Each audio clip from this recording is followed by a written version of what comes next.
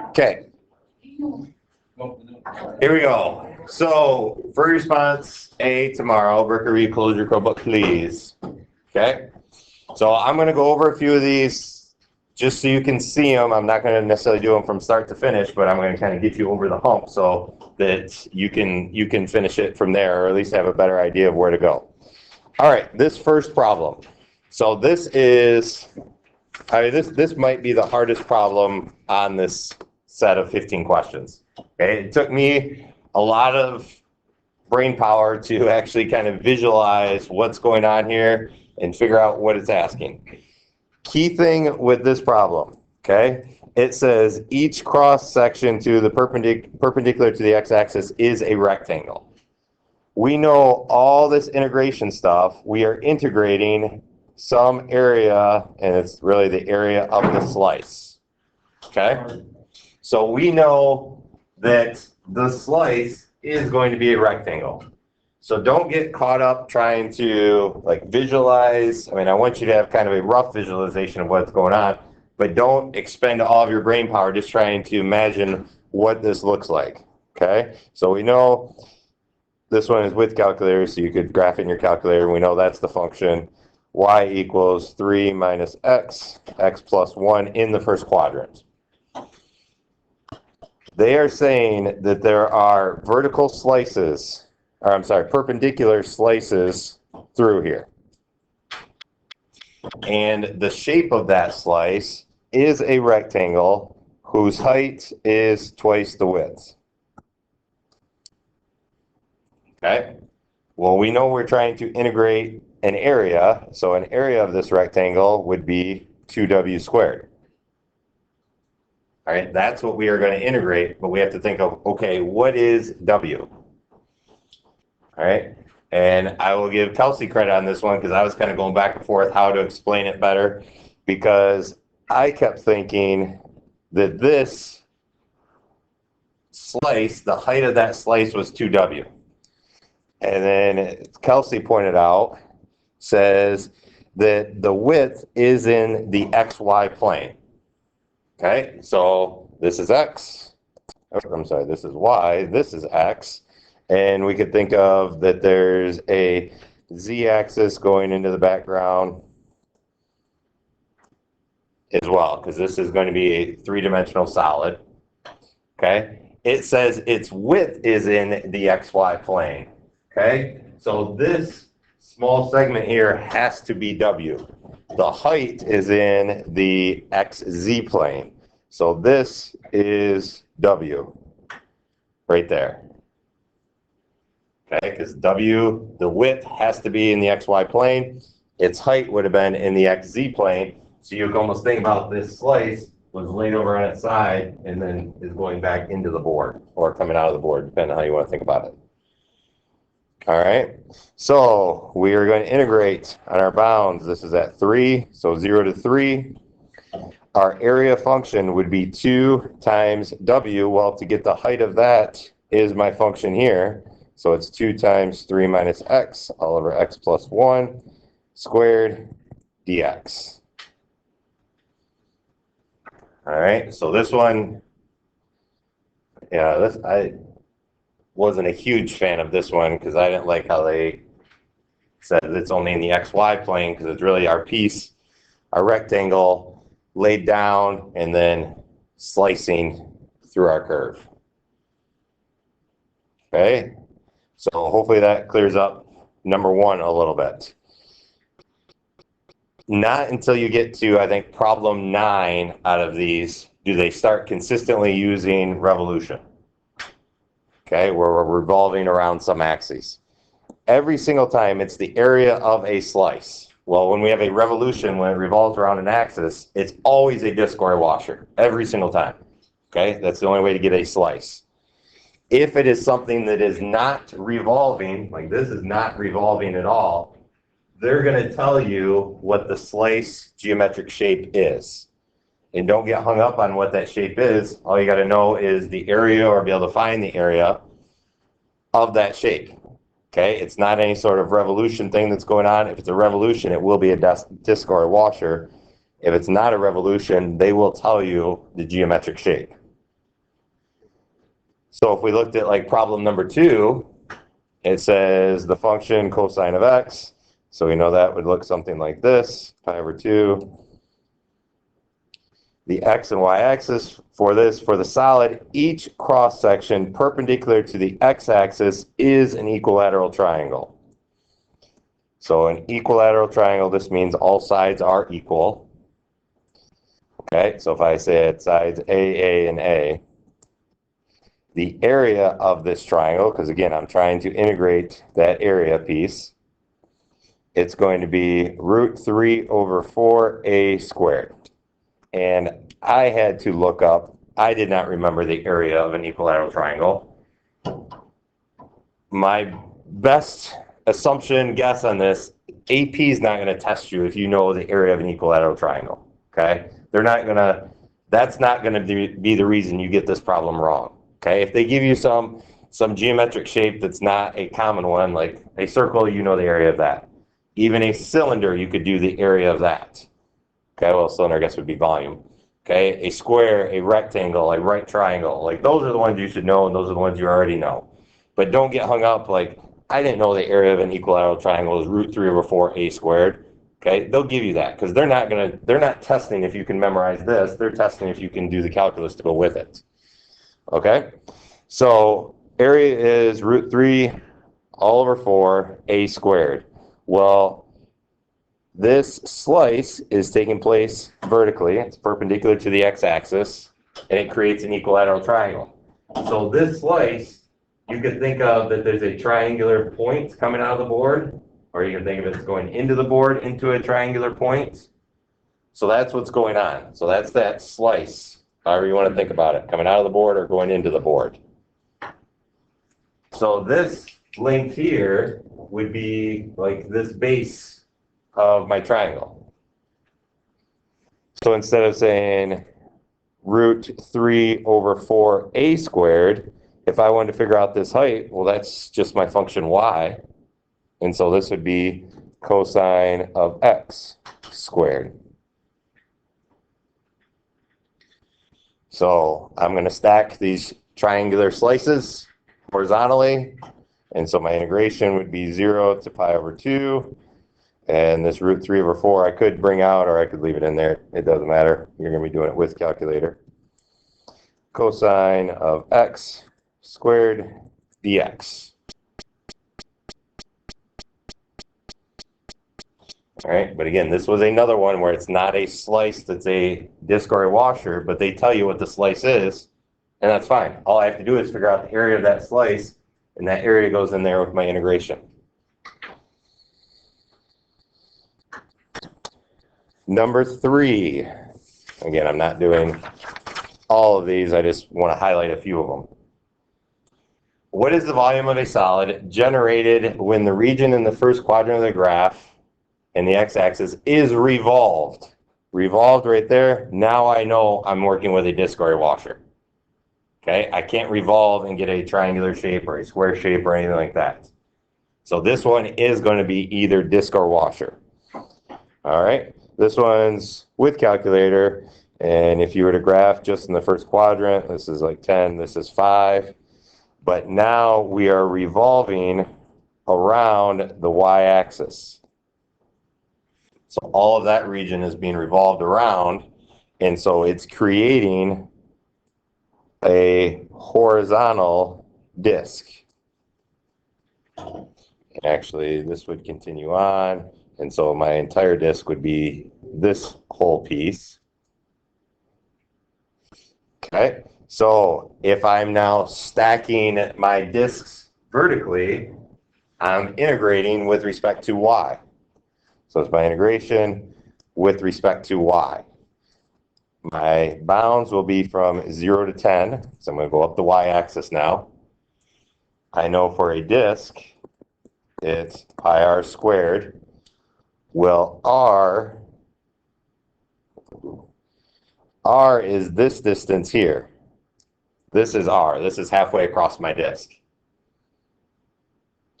So I need to rewrite this function instead of y equals square root of 100 minus 4x squared. I need to rewrite it by solving for x. All right, so if I do y squared would equal 100 minus 4x squared. So y squared minus 100 divided by negative 4, and we'll do it all in one step, square root, that would equal x. I don't like having this negative 4 with my square roots, so I'm going to rewrite this. I'm going to bring the negative up top, and so I could rewrite it as 100 minus y squared all over 4 equals x. Either way will work. But now that's my function x, or my function in this case, that is my radius r. So pi r squared, I'm going to have square root of 100 minus y squared all over 4 squared dy. Okay, so if you're going vertically, you got to make sure your function is x equals, and your bounds are going to be on the y-axis. All right, number 4. So a few of you asked about this one, so this one's probably going to be just a quick little refresher. This is the function y equals 2 tangent of x over 5. This is the line y equals 5 minus x. It says revolved around the line y equals 6.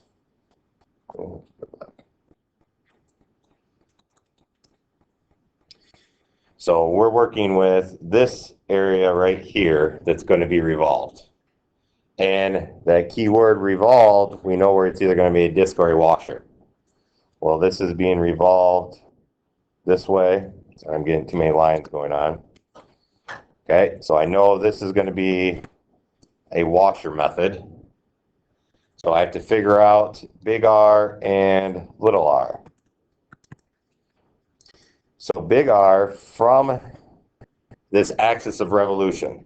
So when we have our washer, this little dot here, that is the axis of revolution. Okay, so we're trying to go out from that. So this is going to be my big R, and this would be my lowercase r. So on here, my big R would be going all the way to this edge from the line y equals 6 all the way down to the curve. So I know all the way down to the x-axis would be 6. Well, I want to subtract out my function to tangent of x over 5, because that's going to eliminate this little open space right there below my red dot and the blue x-axis. So 6 minus that little piece will give me that distance, and that's my big R. Now my lowercase r is going to be, again, this axis all the way down to now my diagonal line. So this is lowercase r. The entire distance is 6, but I want to subtract out all of this nonsense. So that's 5 minus x. And I have my big R, my lowercase r, figure out my bounds. I think it goes 3.39 is right here. So I'd have 0 to 3.39 pi big R squared minus lowercase r squared. And then this is dx, because I'm stacking my washers horizontally.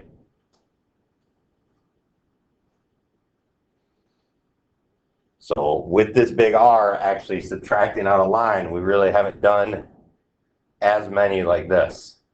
This is the problems that you'll see on the AP exam. They are not going to give you nice problems that revolve around the X or the Y. They're going to throw some other line on there and say, okay, take it around that line. Tell me what you get.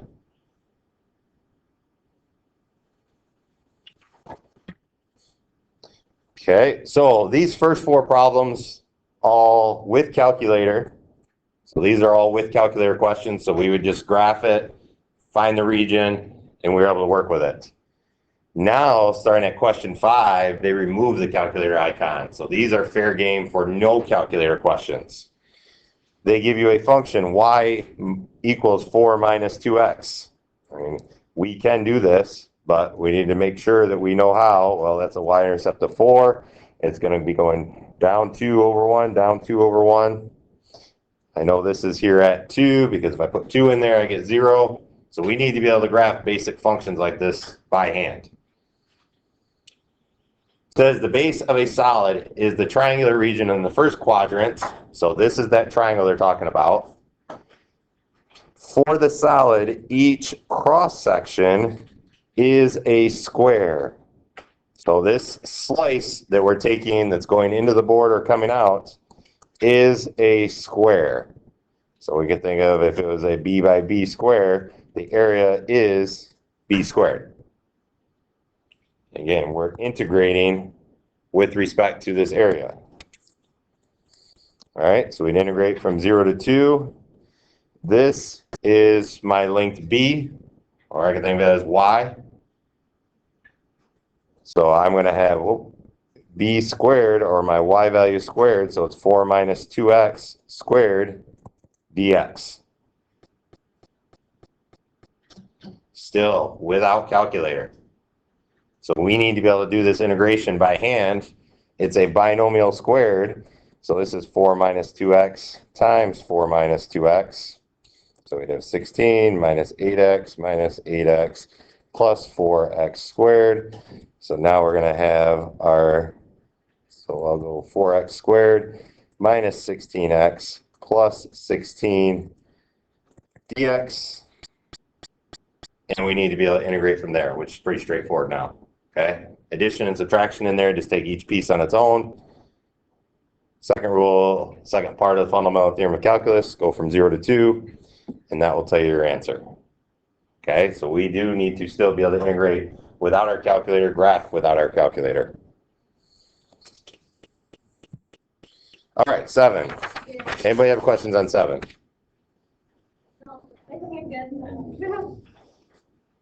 All right. Let R be the region in the first quadrant bounded by the graph. Again, this is no calculator. Okay, so let's do a quick sketch.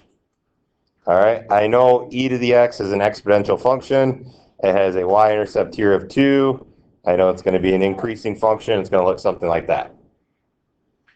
The line x equals 1. I'll draw that in here. X equals 1. Bound by these two lines and the x and y axis.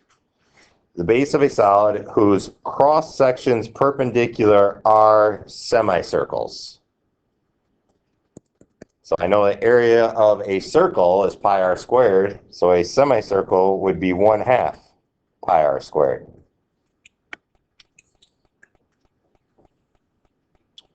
All right. The slices here, so if I think of a slice, it's going to be just a vertical slice. Think about that these are coming out of the board as just a half circle. So that's what it's like, the semicircle. Like if you thought, like it would be, if you want to think of it, okay, it's coming out of the board. Take that, turn it, picture it coming at you. Okay, so that's what each slice looks like that. So this distance on the bottom of my semicircle, this line is the same as this line. Those are the same lines. The area of the semicircle is 1/2 pi r squared. So that's the radius is right here. So the radius right here is r. So I only want to go up this line halfway. That would be my r. This one is not revolving around the x-axis or anything. It's a three-dimensional solid right there with that region. So my r is actually only halfway up that red line to get to my curve for e to the x plus 2. Okay, so then if the full distance was y equals 4 e to the x plus 2, and I only want to go halfway, my r is going to be 1/2 of all of this. So r is going to be 2 e to the x plus 1. So now my integral is going to be from 0 to 1, all these areas, so I'm going to just bring the 1/2 pi out front. r is 2e to the x plus 1 squared dx.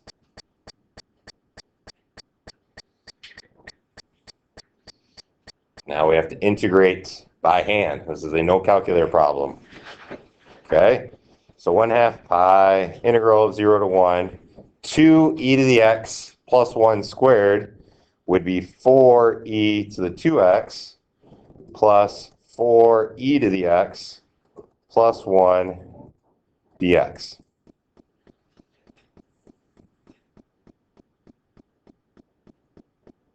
I can integrate each of these individually. So 4e to the 2x. I know the antiderivative of e to the x is just e to the x, but I got that 2 hanging out in there, so I have to divide it by 2. All right, so now this becomes 2e to the 2x. This becomes still 4e to the x. And this becomes just x, and I still have my 1/2 pi on the outside here, evaluated from 0 to 1.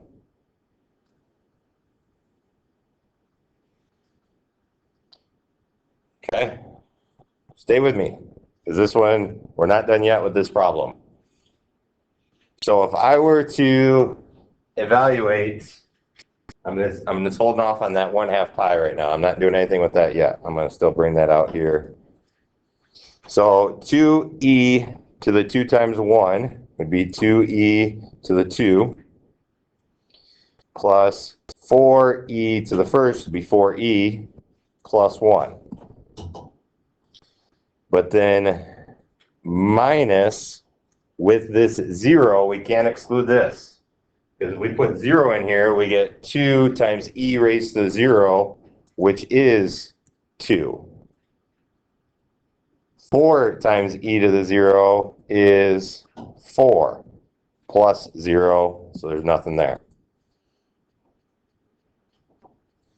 So we have 2e squared plus 4e. 1 subtract 6 is -5. Still have this 1/2 pi out here. So divide all of these. So it'd be pi e squared plus 2e minus 5/2.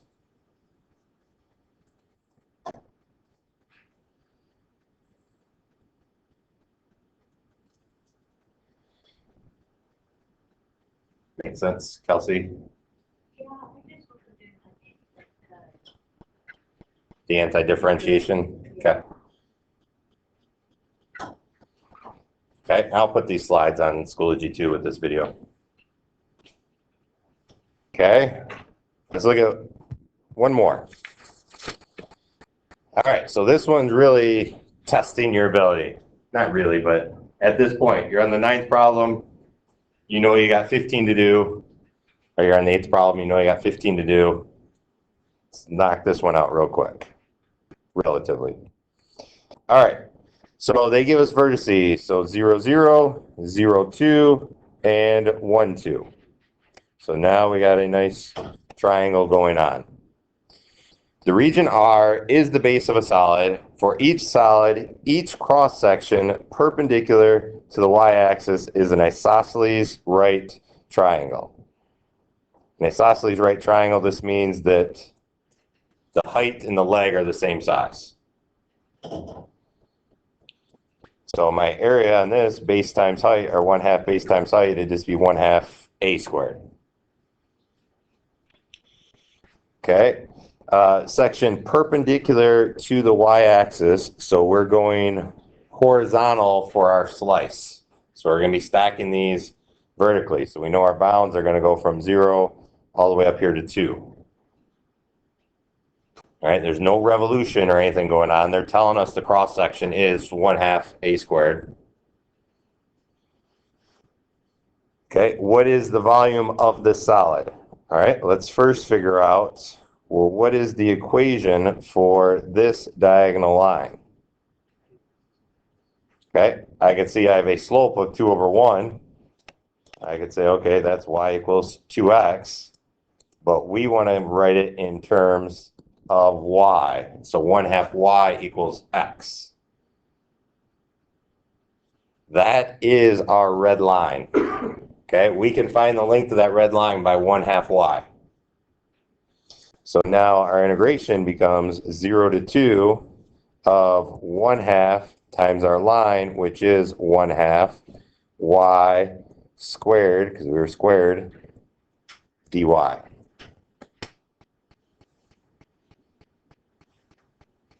Okay, so this one we had to actually figure out on our own, this line, rewrite it in terms of y, and then use that. And this one still, this is a no calculator problem, so we need to do that, but you can just multiply through, square, anti-differentiate, and get to the final answer.